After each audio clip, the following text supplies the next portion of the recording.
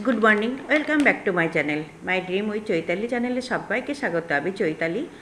আজ একটা নতুন দিন, নতুন ব্লগ নিয়ে তোমাদের সামনে হাজির হলাম। আজ আমি বানাবো ইডলি। দেখো, এটা ইনস্ট্যান্ট রাবি ইডলি। এটা মিক্সড করাই আছে সব কিছু, আর আমাকে নতুন করে কিচ্ছু মিক্সড করতে হবে না। তবে হ্যাঁ, একটা জিনিসই মিক্সড করতে হবে। চলো, কী মিক্সড করতে হবে তোমাদের সামনে এক্ষুনি হাজির করব। চলো দেখতে থাকো।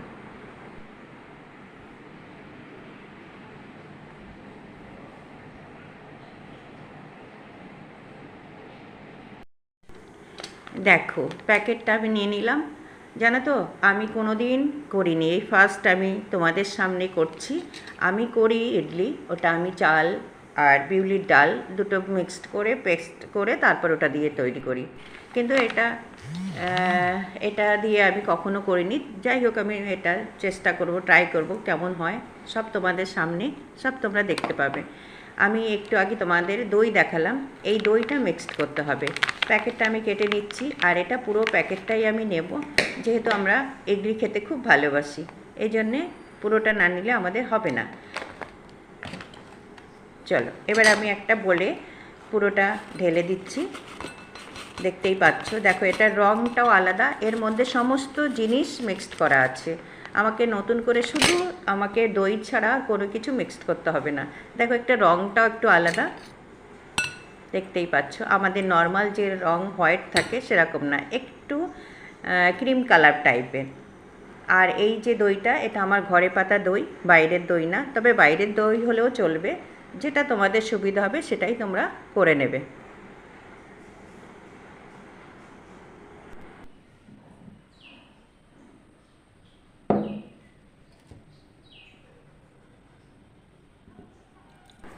আর এই যে একটা গ্লাস দেখালাম, একটা ছোট গ্লাস, এর মাপে আমি দই দেব। তবে যার যতটা প্রয়োজন ওইভাবেই নেবে, কারণ যেই এই মিক্সচারটার মধ্যে আমি যখনই দই দিচ্ছি, এটা দইটা অনেকটা টেনে নিচ্ছে। এই জন্য এর মাপটা আমি তোমাদেরকে ঠিকঠাক দিতে পারলাম না। আমি পরের দিকে দেখো আর এক মানে এটা যেই মিক্সড করেছি, এটা দেখো পুরোটা শুকিয়ে গেছে। একটু সফট হতে হবে, আর এটা বেশ 5-10 মিনিট রেখে দিতে হবে। দেখো, মিক্সড করা হয়ে গেল আমার। এবার আমি এটাকে ঢাকা চাপা দিয়ে রেস্টে রাখবো কিছুক্ষণ, 5 মিনিট 10 মিনিট এরকম।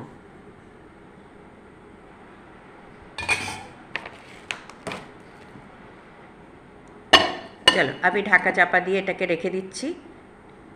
আর এরপরে আমি রেডি করব। দেখো, ইডলি বাসনটাকে আমি রেডি করে নেব। এর মধ্যে আমি একটু রিফাইন তেল, এটাকে অয়েল ব্রাশ করে নেব। তাহলে কি হচ্ছে, ইডলিগুলো তোলার সময় আমার আর অসুবিধা হবে না। এই জন্য আমি সব কটার মধ্যে ব্রাশ করে নিচ্ছি। আর ব্রাশ করলে সব সুবিধা তোমরাও জানো, আমিও জানি। আর যদি ব্রাশ না করে নেই, তাহলে এটা তুলতে খুব অসুবিধা হয়, লেগে থাকে বাসনে, অনেকটা করেই লেগে থাকে, আর ভেঙে যাওয়ার সম্ভাবনা থাকে। সেই জন্যে ব্রাশ করে নিলে সুবিধা হয়। আর আমার তিনটে মানে সিস্টেমটা তিনটে আছে, তিনটের মধ্যেই আমি করে নিচ্ছি। জানি না কাদের কটা সিস্টেম আছে, আমার তিনটে সিস্টেম। একটা ইডলি কুকারের মধ্যে আমার তিনটে স্ট্যান্ড আছে। যাই হোক, দেখো এবার আমি তুলে নিলাম। যেটা রেস্টে রেখেছিলাম, দেখো এরকম এরকম অবস্থায় আছে। তবু আমার মনে হলো একটা নাড়াচাড়া করে একটু শুকনো হয়ে গেছে, তখন আমি আরেকটু দই দিয়েছি। আর একদম শুকিয়ে গেলে ভালো হচ্ছিল না, সেই জন্য আরেকটু দই দিয়ে দেখো। এবার আমি ইডলি স্ট্যান্ডে সবগুলোকে ওর মধ্যে দিয়ে দিলাম। এক একটা স্ট্যান্ডে আমার 4টে করে, 4 পিস করে, তার মানে তিনটেতে আমার 3 4 12 পিস।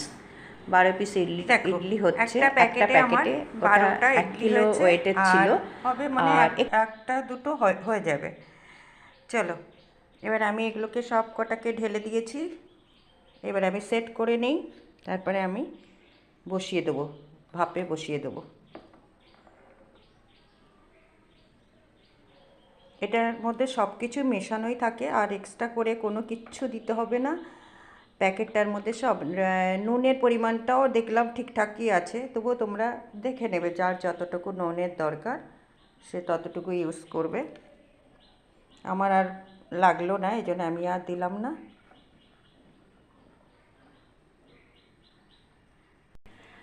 আর এদিকে দেখো আমার সাম্বারটা রেডি হয়ে গেছে। আর একটু হলে আমি সাম্বার মশলা দিয়ে নামিয়ে ফেলবো। কারি পাতা টাতা সব ফোড়ন টোড়ন সব দেওয়া হয়ে গেছে। আর এদিকে দেখো ইডলিটা আমি রেডি করে রেখেছি, এবার ভাপে বসিয়ে দেবো।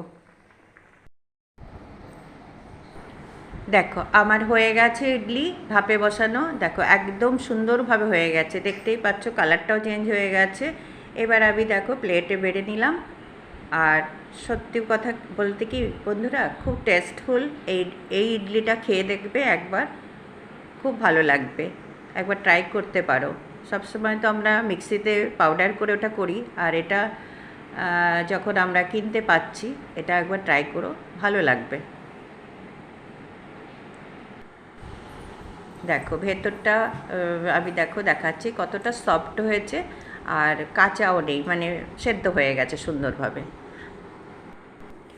ভিডিওটা আমি এখানেই শেষ করছি। সবাই ভালো থাকবে, সুস্থ থাকবে, আর অল টাইম স্মাইল।